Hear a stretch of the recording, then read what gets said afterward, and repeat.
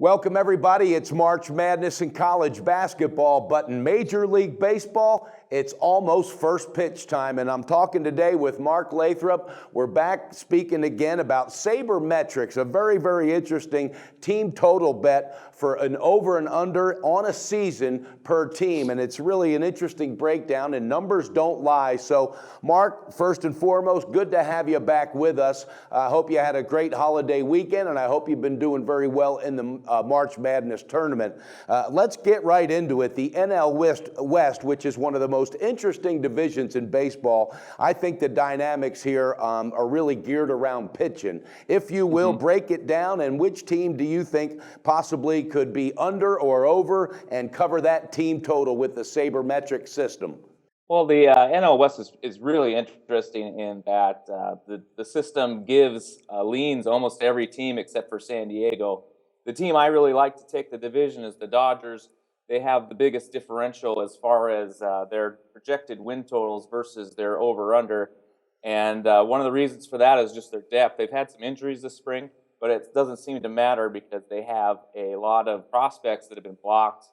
And as opposed to a team like the Angels, who have their big dollar free agents, and if they go down, there's nobody to replace them. So the Dodgers have the depth to overcome injuries, and they'll have guys like Brett Anderson coming back, Ryu, Brandon McCarthy. It'll be more like getting a mid-season trade than really having somebody go down for the long haul.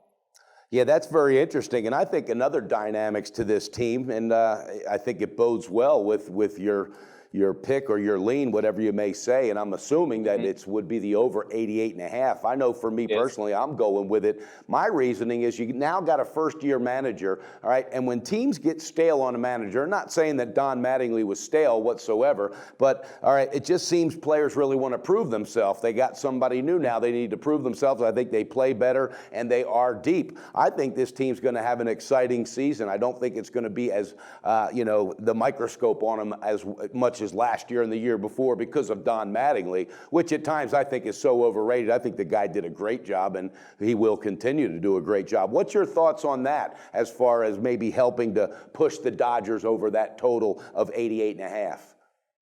Well, I definitely agree that a clubhouse dynamics can make a club a little stale, as you said. I know that my team, the Mariners, it's been a revolving door as far as managers, and so there always seems to be a little bit of a push after they make a big change. Ownership shows that they care and they're going to still invest in the team. But the Dodgers are a little rich enough so they can show they invest in the team by giving the players the big salaries. Speaking of free agency and big salaries, Arizona made a little splash, but it doesn't seem to matter much in my projection. They're one of the strongest leans on the under of the season, basically because of their depth. They have 3 through 5 starters who are going to not go very deep in games, and I don't really know much about their bullpen. They're unproven, so I'm looking at the under for Arizona to be another strong play in the NL West. Yeah, and Arizona also has its struggles offensively, which certainly would bode well with the under on that pick. San Francisco, here's a number that interests me, and I wanted to get your insight and your breakdown on it. 89.5 team total wins. Do you think San Francisco can do that and possibly, top that?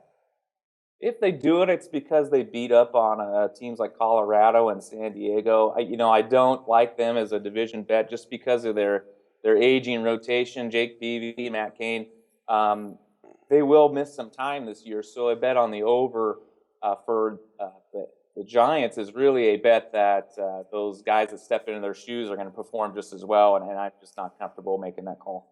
Yeah, I would not be either. And when I looked at that, I thought, I don't know. And there's a team also going through a lot of roster changes as well. What do you think about, maybe a dark horse in this division? Does Colorado have any shot at all of surpassing 70.5? And does San Diego, there's a team it's just hard to get a real feel for. I mean, me personally anyway, at 73.5 on the team totals.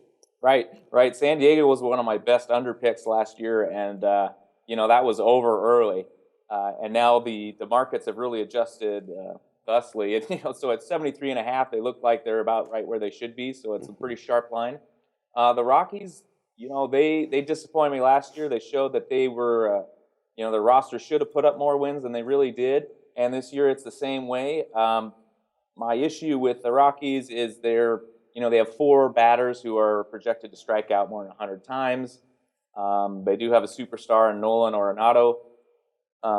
It's worth a flyer just because, those wins are going to be in that division for the taking from San Diego and I believe Arizona.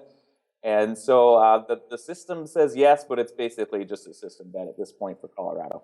Yeah, that's an interesting angle too, looking at that, because a lot of those will be terming because of interdivision play, and it's going to be interesting to see how it plays out as well, because I'm a big NL West fan. Okay, Mark, thank you so much for your time and your insight. I love that breakdown, and it's amazing how tight those numbers are. And, for our viewers, this is another interesting angle that gives them an opportunity and an option on a prop bet. And, well, not even that. That's a regular strong bet, and you can bang some buck for that. Okay, viewers, you heard it. Mark Lathrop likes the Dodgers, leaning towards the over of 88.5 on the total, and Arizona on a lean under 82.5. Mark, as always, thank you so much for your time. Very, very interesting. I wish you the best, and beat your book for the rest of this tournament time, and I'll talk to you again real soon.